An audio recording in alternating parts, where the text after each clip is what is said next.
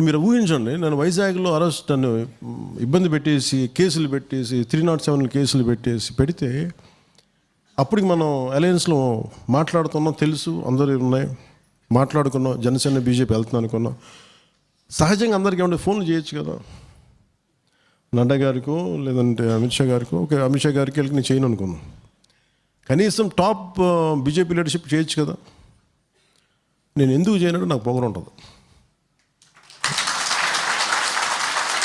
Reason చెప్తాను.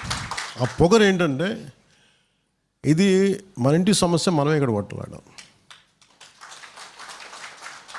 ఎవరు దేనికైనా గౌరవిస్తారంటే సత్తా ఉన్నోడికే.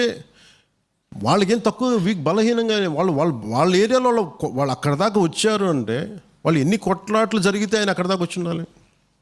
ఈ రోజున ఆర్టికల్ 370 అని మనకి ఆంధ్రప్రదేశ్ దాన్ని తీసేశారంటే ఆయన అసలు ఏమీ కాకముందు వెళ్ళి జెండా ఎగిరేసిన వ్యక్తి నరేంద్ర మోదీ గారు కదా.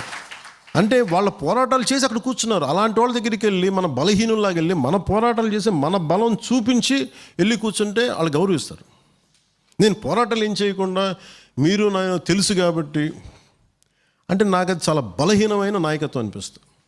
కనెక్షన్ ద్వారా, నెట్వర్కింగ్ ద్వారా ఎదగటం is not at all leadership.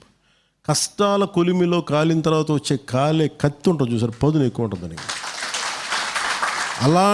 అలాంటి లీడర్షిప్ నేను ఎదుగుతున్నాను.